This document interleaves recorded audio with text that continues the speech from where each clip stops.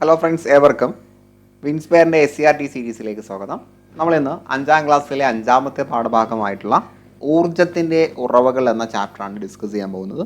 ഇത് ഫിസിക്സുമായിട്ട് ബന്ധപ്പെട്ട ഒരു പാഠഭാഗമാണ്. വളരെ സിമ്പിളായിട്ടുള്ള പാഠഭാഗമാണ്. നമുക്ക് പെട്ടെന്ന് ഡിസ്കസ് ചെയ്ത് തീർക്കാം. ഇവിടെ കുറച്ച് ചിത്രങ്ങൾ തന്നിട്ടുണ്ട്. വിറകടുപ്പ്, ഗ്യാസ് അടുപ്പ്, അല്ലെ LPG, ഇങ്ങനെ പല ചിത്രങ്ങൾ തന്നിട്ടുണ്ട്. ഇതൊക്കെ നമ്മുടെ നാട്ടിൽ, നമ്മുടെ വീട്ടിൽ നമ്മൾ ഉപയോഗിച്ചിട്ടുള്ള രീതികളാണ്. മണ്ണെണ്ണ സ്റ്റൗ, ഗ്യാസ് സ്റ്റൗ, അല്ലേ? സോ എന്താണ് ഇന്ധനങ്ങൾ? ഇവിടെ നിന്നാണ് നമ്മൾ ചർച്ച സ്റ്റാർട്ട് ചെയ്യുന്നത്. എന്താണ് ഇന്ധനങ്ങൾ അഥവാ ഫ്യൂവൽസ്?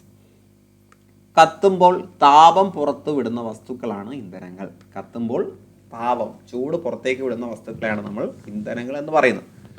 പാചക ആവശ്യത്തിനുള്ള വിറക്, മണ്ണെണ്ണ എന്നിവയും വാഹനം ഓടിക്കാൻ ആവശ്യമായിട്ടുള്ള പെട്രോൾ, ഡീസൽ എന്നിവയും ഇന്ധനങ്ങളാണ്. ഇതെല്ലാം കത്തുമ്പോൾ ചൂട് കിട്ടും, അല്ലേ? വിറക്, മണ്ണെണ്ണ, പെട്രോൾ, ഡീസൽ.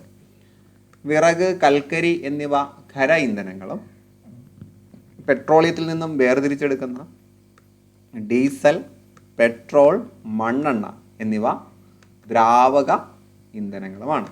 ഇപ്പോൾ വിറക്, കൽക്കരിയൊക്കെ സോളിഡ് ആണ്, അല്ലേ? അതുകൊണ്ട് അത് ഖരം എന്ന് പറയുന്നു. ഡീസൽ, പെട്രോൾ, മണ്ണെണ്ണ ഇതൊക്കെ ലിക്വിഡ് സ്റ്റേറ്റ് ആണ്, അപ്പോൾ ദ്രാവക ഇന്ധനങ്ങളാണ്. ദെൻ LPG, CNG, ഹൈഡ്രജൻ എന്നിവ വാതക ഇന്ധനങ്ങളാണ്. പാചക ആവശ്യത്തിന് മാത്രമാണോ ഇന്ധനങ്ങൾ ഉപയോഗിക്കുന്നത്? അല്ല. അല്ലെ, നമ്മൾ വാഹനങ്ങൾ ഓടിക്കാനും ഇന്ധനങ്ങളാണ്. കാറ്, വിമാനം, ഇവിടെ എല്ലാം നമ്മൾ ഉപയോഗിക്കുന്നത് ഇന്ധനങ്ങളാണ്. നമ്മൾ വിമാനത്തിൽ ഉപയോഗിക്കുന്ന ഇന്ധനത്തിന് നമ്മൾ കോമൺലി പറയുന്ന പേര് ഏവിയേഷൻ ഫ്യൂവൽ എന്നാണ്. Aviation fuel. ജ്വലനം മൂലമാണ് ഇന്ധനങ്ങളിൽ നിന്നും ഊർജം പുറത്തു വരുന്നത്. അതിനാൽ ഇന്ധനങ്ങളെല്ലാം ഊർജ സ്രോതസ്സാണ്. അപ്പോൾ ജ്വലനം കത്തുമ്പോഴാണ് ഇതിൽ നിന്നും ഊർജം പുറത്തു വരുന്നത്. അതുകൊണ്ട് ഊർജമാണല്ലോ പുറത്തു വരുന്നത്. അതുകൊണ്ട് ഇതിനെ നമുക്ക് ഊർജ സ്രോതസ്സുകൾ എന്ന് പറയാം. ഇന്ധനങ്ങളെല്ലാം ഊർജ സ്രോതസ്സുകളാണ്. അപ്പോൾ ആഹാരം ഒരു ഊർജ സ്രോതസ്സാണോ? നമുക്ക് നോക്കാം. നിങ്ങൾക്ക് ഓടാൻ ആവശ്യമായിട്ടുള്ള ഊർജ്ജം ലഭിക്കുന്നത് എവിടെ നിന്ന്? നാം ദിവസേന ഒട്ടേറെ പ്രവർത്തനങ്ങൾ ചെയ്യുന്നുണ്ട്. ഇവയ്ക്കെല്ലാം ഊർജ്ജം ആവശ്യമാണ്. ഈ ഊർജ്ജം ലഭിക്കുന്നത് ആഹാരത്തിൽ നിന്നാണ്. സോ നാം കഴിക്കുന്ന ആഹാരവും ഒരു ഊർജ സ്രോതസ്സാണ്. ഇനി ഇന്ധനങ്ങൾ കത്തുമ്പോൾ എന്ത് സംഭവിക്കുന്നു? ഇന്ധനങ്ങൾ വെറുതെ കത്തുമോ? ചിത്രം നോക്കൂ. അടുപ്പിൽ കനലുണ്ട്, പക്ഷെ കത്തുന്നില്ല. അവിടെ കനലുണ്ട്, കത്തുന്നില്ല. വിറക് കത്തിക്കാൻ അമ്മ എന്ത് സൂത്രമാണ് പ്രയോഗിക്കുക? വിറകിലേക്ക് ചിലപ്പോൾ ഒന്ന് ഊതും, അല്ലേ? ചിത്രത്തിൽ കാണുന്നത് പോലെ മേശപ്പുറത്തൊരു മെഴുകുതിരി കത്തിച്ച് വെക്കുക. ചില്ല് ഗ്ലാസ് കൊണ്ട് കത്തുന്ന മെഴുകുതിരി മൂടുക. ഈ ഗ്ലാസ് കൊണ്ട് മെഴുകുതിരി മൂടിയാൽ എന്ത് സംഭവിക്കും? മെഴുകുതിരി അണങ്ങി പോകും. അപ്പോൾ ഇതിൻ്റെ എല്ലാം കാരണം എന്താണ്? അതിലേക്കാണ് വരുന്നത്. അപ്പോൾ കത്തണമെങ്കിൽ എന്ത് വേണം? വായു വേണം. വായു ഇല്ലെങ്കിലോ? ഏതൊരു വസ്തുവും കത്താൻ വായു ആവശ്യമാണ്. അപ്പോൾ ഏതൊരു വസ്തുവിന് കത്താൻ വായു ആവശ്യമാണ്. ഇന്ധനങ്ങൾക്കും കത്താൻ വായു വേണം. വായുവിലെ ഓക്സിജനാണ് കത്താൻ സഹായിക്കുന്നത്. അപ്പോൾ നമ്മുടെ വായുവിൽ ഓക്സിജൻ ഉണ്ട്. ഓക്സിജനാണ് കത്താൻ സഹായിക്കുന്നത്. ഇന്ധനങ്ങൾ വായുവിലെ ഓക്സിജനുമായി പ്രവർത്തിച്ചാണ് ഊർജം പുറത്തുവിടുന്നത്. ഇന്ധനങ്ങൾ വായുവിലെ ഓക്സിജനുമായിട്ട് പ്രവർത്തിച്ചാണ് ഊർജം പുറത്തുവിടുന്നത്.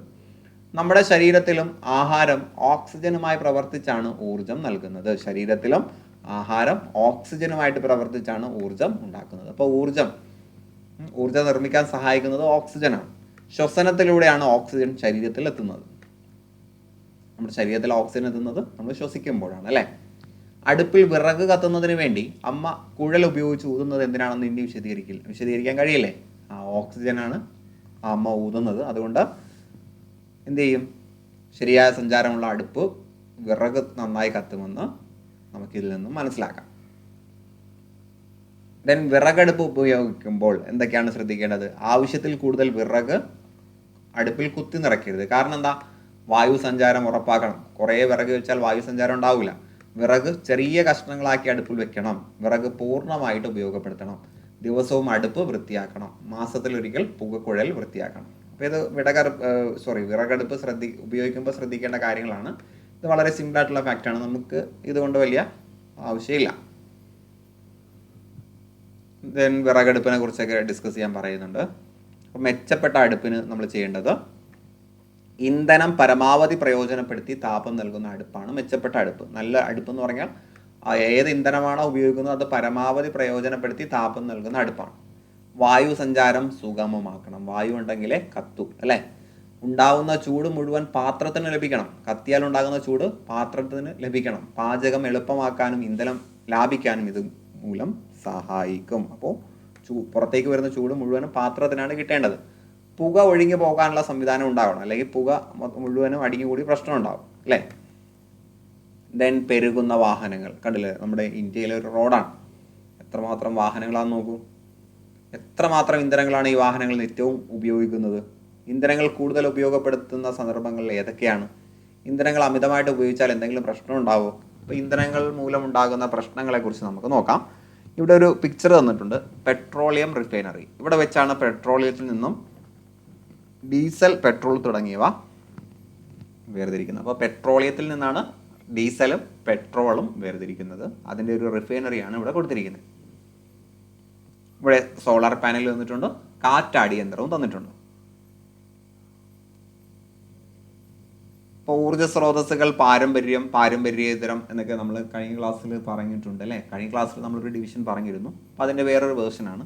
കോടിക്കണക്കിന് വർഷങ്ങൾക്ക് മുമ്പ് പ്രകൃതി പ്രതിഭാസങ്ങൾ മൂലം മണ്ണിനടിയിൽ വളരെ ആഴത്തിൽ അകപ്പെട്ടു പോയ ജൈവാവശിഷ്ടങ്ങളിൽ നിന്നാണ് പെട്രോളിയം ഉണ്ടാകുന്നത് അല്ലെ. പണ്ട് ഒരുപാട് വർഷങ്ങൾക്ക് മുമ്പ് മണ്ണിൻ്റെ അടിയിൽ അകപ്പെട്ടു പോയ വസ്തുക്കൾ അതിങ്ങനെ കടന്ന് അഴുകി ജീർണിച്ചാണ് പെട്രോളിയമായി മാറുന്നത്. സസ്യങ്ങളുടെ അവശിഷ്ടങ്ങളിൽ നിന്നാണ് കൽക്കരി ഉണ്ടാകുന്നത്. അപ്പോൾ ജൈവാവശിഷ്ടങ്ങളിൽ നിന്നാണ്, ജീവനുള്ള വസ്തുക്കളുടെ അവശിഷ്ടമാണ് ജൈവാവശിഷ്ടം. ജൈവാവശിഷ്ടത്തിൽ നിന്നാണ് പെട്രോളിയം ഉണ്ടാകുന്നത്. സസ്യങ്ങളുടെ അവശിഷ്ടത്തിൽ നിന്നാണ് കൽക്കരി ഉണ്ടാകുന്നത്. സോ ഇവകളെ നമ്മൾ ഫോസിൽ ഫ്യൂവൽ എന്ന് പറയും. ഫോസിൽ ഫ്യൂവൽ കാരണം ഇതെല്ലാം ഫോസിലുകളാണ്. ഫോസിലുകളിൽ നിന്നാണ് ഇത്തരം ഫ്യൂവൽസ് ഉണ്ടാകുന്നത്. ഇത്തരം ഇന്ധനങ്ങൾ ഉപയോഗിച്ച് തീർന്നാൽ പുനഃസ്ഥാപിക്കാൻ കഴിയില്ല. നമ്മൾ പറഞ്ഞു, പുനഃസ്ഥാപിക്കാൻ കഴിയാത്ത ഇന്ധനങ്ങളാണ് ഇവകളെന്ന് പറയും. ഇവ പാരമ്പര്യ ഇന്ധനങ്ങൾ എന്ന് അറിയപ്പെടുന്നു. ഇപ്പോൾ പുനഃസ്ഥാപിക്കാൻ പറ്റാത്തത് പാരമ്പര്യ ഊർജ സ്രോതസ്സുകളാണ്.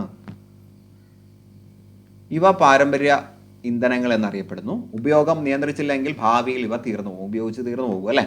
അപ്പോൾ പെട്രോളിയം ഏറ്റവും കൂടുതൽ ഉപയോഗിക്കുന്നത് പെട്രോൾ, ഡീസൽ, മണ്ണെണ്ണ, LPG എന്നിവ ഉൽപ്പാദിപ്പിക്കാനാണ്. കൂടാതെ കീടനാശിനികൾ, പ്ലാസ്റ്റിക്, ഔഷധങ്ങൾ തുടങ്ങിയ ഉൽപ്പന്നങ്ങൾക്കും പെട്രോളിയം ഉപയോഗിക്കാറുണ്ട്. ഇനി പാരമ്പര്യേതര ഊർജ്ജ സ്രോതസ് എന്ന് പറയുമ്പോൾ ഇതിൻ്റെ നേരെ ഓപ്പോസിറ്റ് ആണ്. സൗരോർജം, കാറ്റ്, തിരമാല എന്നിവ ഉപയോഗിച്ചാലും തീർന്നു പോകാത്ത ഊർജ്ജ സ്രോതസ്സുകളാണ്.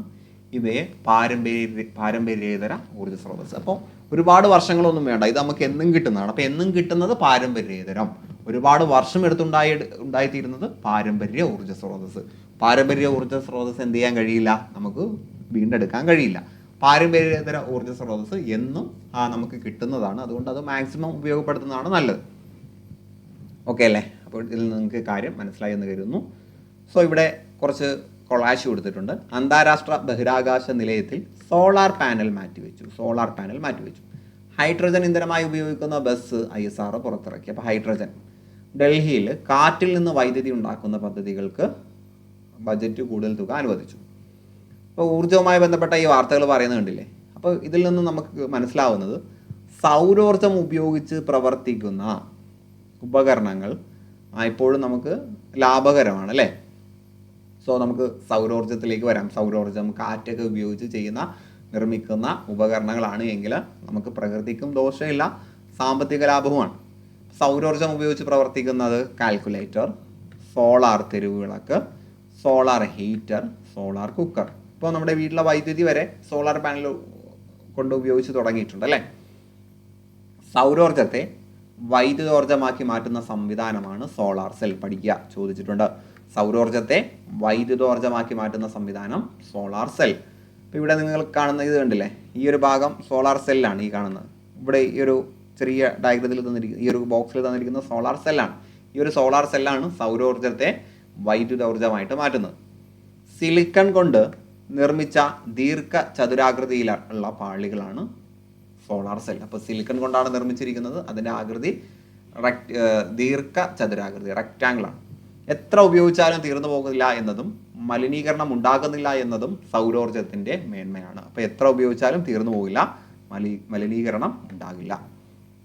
സൗരോർജ്ജം ഉപയോഗിച്ച് പ്രവർത്തിക്കുന്ന വിളക്കുകൾ, കുക്കർ, കാൽക്കുലേറ്റർ, വാട്ടർ ഹീറ്ററുകൾ ഒക്കെ ഇന്ന് വ്യാപകമാണ്. ഇപ്പോൾ ഇന്ന് കുറേ കൂടി അതിൻ്റെ ഉപയോഗം വ്യാപകമായിട്ടുണ്ട്.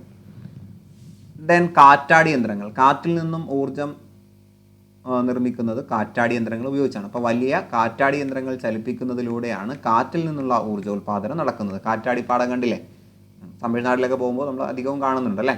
അപ്പോൾ കാറ്റിൻ്റെ ശക്തി കൊണ്ട് കാറ്റാടി കറങ്ങുന്നു, കാറ്റാടിയുടെ കറക്കം ജനറേറ്റർ പ്രവർത്തിപ്പിക്കുന്നു, ഇങ്ങനെ വൈദ്യുതി ഉണ്ടാകും. അപ്പോൾ കാറ്റ് കറങ്ങുന്ന സമയത്ത് ജനറേറ്റർ പ്രവർത്തിക്കുന്നു, അതിലൂടെ വൈദ്യുതി ഉണ്ടാകുന്നു. ഭാവിയിലേക്ക് കരുതലോടെ. വിറക് ഒരു പാരമ്പര്യ ഊർജ്ജ സ്രോതസ്സാണ്. അപ്പോൾ പാരമ്പര്യ ഊർജ്ജ സ്രോതസ് എന്ന് പറയുമ്പോൾ അത് ഉപയോഗിച്ച് തീർന്നു പോകും അല്ലേ. കത്തുമ്പോൾ ഉണ്ടാകുന്ന കരിയും വാതകങ്ങളും അന്തരീക്ഷ മലിനീകരണത്തിന് കാരണമാകുന്നു. മാത്രവുമല്ല വിറകിൻ്റെ അമിത ഉപയോഗം വനനശീകരണത്തിനും ഇടയാകുന്നു. ഇന്ധനങ്ങളുടെ ഉപയോഗം നാൾക്ക് നാൾ വർദ്ധിച്ചു വരികയാണ്. കൽക്കരി, പെട്രോളിയം എന്നീ ഇന്ധനങ്ങളുടെ ഉപയോഗം കർശനമായി നിയന്ത്രിക്കുകയും പാരമ്പര്യേതര ഊർജ്ജ സ്രോതസ്സുകളിൽ നിന്ന് ഊർജ്ജം പരമാവധി പ്രയോജനപ്പെടുത്തുകയും ചെയ്താൽ മാത്രമേ ഭാവിയിലെ ഊർജ്ജ പ്രതിസന്ധി നമുക്ക് മറികടക്കാൻ കഴിയും. അപ്പോൾ പാരമ്പര്യേതര ഊർജ്ജ സ്രോതസ്സ് ആകുമ്പോൾ നമുക്ക് എന്നും കിട്ടുന്നതാണ്. ഈ പാരമ്പര്യേതര ഊർജ്ജ സ്രോതസ്സ് വ്യക്തമായിട്ട് നമുക്ക് മനസ്സിലാവണം. PSC പലപ്പോഴും ചോദിക്കുന്നതാണ്. അപ്പോൾ പാരമ്പര്യേതര ഊർജ്ജ സ്രോതസ്സ് നമുക്ക് എന്നും ഡെയിലി കിട്ടുന്നതാണ്. അതിൻ്റെ ഉപയോഗം കൂടിയാലും നമുക്ക് പ്രശ്നമല്ല, അത് മലിനീകരണം കുറയ്ക്കുന്നതാണ്. നമുക്ക് ഏറ്റവും ഉപകാരപ്പെടുന്നത് പാരമ്പര്യേതര ഊർജ്ജ സ്രോതസ്സുകളാണ്. ദെൻ പാഴാകുന്ന ഇന്ധനങ്ങൾ. നിത്യജീവിതത്തിൽ ഇന്ധനങ്ങൾ പാഴായി പോകുന്ന ഒട്ടനവധി സന്ദർഭങ്ങളുണ്ട്. പാചക ആവശ്യത്തിന് ശേഷം അടുപ്പിൽ ബാക്കി വരുന്ന വിറകും കനലും തുടർന്നുള്ള ഉപയോഗങ്ങൾക്ക് വീട്ടിൽ സൂക്ഷിക്കാറുണ്ട്. അതൊക്കെ ചെറിയ കാര്യങ്ങൾ ആണെങ്കിൽ കൂടിയും നിത്യവും അത് റിപ്പീറ്റ് ചെയ്യുമ്പോൾ വലിയൊരു എണ്ണം ആയില്ലേ. പൊതുവാഹനങ്ങളെക്കാൾ സ്വകാര്യ വാഹനങ്ങളാണോ നാം യാത്ര ചെയ്യാൻ ഉപയോഗിക്കുക? ഇപ്പോൾ അതൊക്കെ കൂടിയിട്ടുണ്ടല്ലേ. ആഡംബര വാഹനങ്ങളിൽ പലതും ഇന്ധനക്ഷമത വളരെ കുറവാണെന്ന് അറിഞ്ഞിട്ടും അതിൻ്റെ ഉപയോഗം വ്യാപകമാകുന്നു. അപ്പോൾ അതെല്ലാം നമ്മൾ ശ്രദ്ധിക്കേണ്ടതാണ് അല്ലേ. അതൊക്കെ നമ്മൾ ശ്രദ്ധിക്കേണ്ടതാണ്. ദെൻ ഇവിടെ ഒരു ബൾബിൻ്റെ ചിത്രവും ഒരു LED ബൾബിൻ്റെ ചിത്രമൊക്കെ തന്നിട്ടുണ്ട് അല്ലേ. അപ്പോൾ ഇവിടെ നോക്കൂ, ഫിലമെൻറ്റ് ലാമ്പ് ആകുമ്പോൾ ചൂട് കൂടുതലാണ്, എന്നാൽ പ്രകാശം കുറവാണ്. ഇവിടെ ചൂട് കുറവാണ്, പ്രകാശം കൂടുതലാണ്. അപ്പോൾ നമ്മൾ ഏതാ ഉപയോഗിക്കേണ്ടത്? ഫിലമെൻറ്റ് ബൾബിന് സമീപം ഒരു തെർമോമീറ്റർ പിടിപ്പിച്ച് കഴിഞ്ഞാൽ അവിടുത്തെ ചൂട് നമുക്ക് കാണാൻ കഴിയും. അപ്പോൾ ചൂട് കൂടുതൽ വന്നു കഴിഞ്ഞാൽ അത് താപ നഷ്ടമാണ് സംഭവിക്കുക, ഊർജ്ജ നഷ്ടമാണ് സംഭവിക്കുക. സോ അത് നമ്മൾ പ്രോത്സാഹിപ്പിക്കേണ്ടതല്ല. ഓക്കെ അല്ലേ. അപ്പോൾ ഫിലമെൻറ്റ് ബൾബ് പ്രവർത്തിക്കുന്നതിന് കൂടുതൽ വൈദ്യുതി ആവശ്യമാണ്. പഴയ ബൾബില്ലേ, ഫിലമെൻറ്റ് ബൾബിന് കൂടുതൽ വൈദ്യുതി ആവശ്യമാണ്. എന്നാൽ അതേ വെളിച്ചം തരുന്ന CFL പ്രവർത്തിക്കുന്നതിന് വളരെ കുറച്ച് വൈദ്യുതി മതി. അതിനാൽ ഊർജ്ജം ലാഭിക്കുന്ന CFL ആണ് കൂടുതൽ നല്ലത്. കൂടുതൽ ഊർജ്ജ ലാഭം ഉണ്ടാകുന്ന LED ലാമ്പുകൾ ഇന്ന് ലഭ്യമാണ്. അപ്പോൾ നമ്മളിപ്പോൾ വീട്ടിലൊക്കെ LED ലാമ്പൊക്കെ തന്നെയായിരിക്കും ഉപയോഗിക്കുക. ദെൻ ഇന്ധനക്ഷമതയുള്ള അടുപ്പ്, ബയോഗ്യാസ് പ്ലാന്റ്, ഇതൊക്കെ നമ്മൾ ഉപയോഗിക്കേണ്ട കാര്യങ്ങളാണ്. ഊർജ്ജം പാഴാകാതിരിക്കുമ്പോൾ ഊർജ്ജ സ്രോതസ്സുകൾ സംരക്ഷിക്കുകയാണ് നമ്മൾ ചെയ്യുന്നത്. വളരെ കുഞ്ഞു പാഠമാണ്, അതാണ് ഞാൻ പെട്ടെന്ന് വായിച്ചു പോകുക കേട്ടോ. ഊർജ്ജ സംരക്ഷണത്തിന് വീട്ടിൽ നമുക്ക് എന്തൊക്കെ ചെയ്യാൻ കഴിയും? വൈദ്യുതി ഉപയോഗം നിയന്ത്രിക്കാം, പാചക ആവശ്യത്തിനുള്ള ഊർജ്ജ സ്രോതസ്സുകളിലും ഉപകരണങ്ങളിലും ചെറിയ മാറ്റങ്ങൾ വരുത്താം. അതിലൂടെ നമുക്ക് ഊർജ്ജം സംരക്ഷിക്കാം.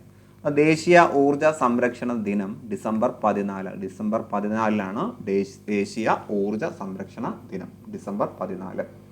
ഊർജ്ജം സംരക്ഷിക്കുന്നത് ഊർജ്ജം ഉൽപ്പാദിപ്പിക്കുന്നതിന് തുല്യമാണ്. ഊർജ്ജം സംരക്ഷിക്കുന്നത് ഊർജ്ജം ഉൽപ്പാദിപ്പിക്കുന്നതിന് തുല്യമാണ്. സോ ഊർജ്ജ സംരക്ഷണവുമായിട്ട് ബന്ധപ്പെട്ട കുറച്ച് ചോദ്യങ്ങളും കാര്യങ്ങളൊക്കെ അവിടെ കൊടുത്തിട്ടുണ്ട്. ഞാൻ അതിലേക്കൊന്നും വായിക്കുന്നില്ല. അപ്പോൾ നമ്മളിന്ന് പഠിച്ചത് വളരെ കുറഞ്ഞ കാര്യമേ പഠിച്ചിട്ടുള്ളൂ, കുഞ്ഞു പാഠഭാഗമാണ്. വിവിധ തരം ഇന്ധനങ്ങളും അവയുടെ ഉപയോഗവും പട്ടികപ്പെടുത്താൻ നമുക്ക് കഴിഞ്ഞു. ഇന്ധനങ്ങളെ ഖര, ദ്രാവക, വാതക ഇന്ധനങ്ങൾ എന്നിങ്ങനെ തരംതിരിച്ചു. ഇന്ധനക്ഷമത വർദ്ധിപ്പിക്കുന്നതിനും ഇന്ധന സംരക്ഷണത്തിനുമുള്ള വിവിധ മാർഗങ്ങൾ നിർദ്ദേശിക്കാനും പ്രയോഗിക്കാനും നമുക്ക് കഴിഞ്ഞു. ഊർജ്ജ സ്രോതസ്സുകളെ പാരമ്പര്യ സ്രോതസ്സുകളെന്നും പാരമ്പര്യേതര സ്രോതസ്സുകളെന്നും തരംതിരിച്ച് വിശദീകരിക്കാൻ കഴിയുന്നു. പാരമ്പര്യ ഊർജ്ജ സ്രോതസ്സുകൾ സംരക്ഷിക്കപ്പെടേണ്ടവയാണെന്നും തിരിച്ചറിഞ്ഞ് വിശദീകരിക്കാൻ കഴിഞ്ഞു. ഊർജ്ജ സംരക്ഷണ പ്രവർത്തനങ്ങളിൽ ഏറ്റെടുത്ത് നടപ്പാക്കാൻ കഴിഞ്ഞു. വളരെ കുഞ്ഞു പാഠമാണ്, അതുകൊണ്ടാണ് സ്പീഡിനെടുത്ത് തീർത്തത്. നമുക്കിനി ക്ലാസ് കൂടുന്തോറും സയൻസ് ഡീറ്റെയിലേക്ക് പോകും, ഡെപ്തിലേക്ക് പോകും. അപ്പോൾ കൂടുതൽ കാര്യങ്ങൾ ഡിസ്കസ് ചെയ്യാം. നന്നായിട്ട് പഠിക്കുക. നിങ്ങൾ ആഗ്രഹിക്കുന്ന ജോലിയിലേക്ക് എത്രയും പെട്ടെന്ന് എത്തിപ്പെടാൻ കഴിയട്ടെ എന്ന് ആശംസിച്ചുകൊണ്ട് ഞാൻ നിർത്തുന്നു. All the best.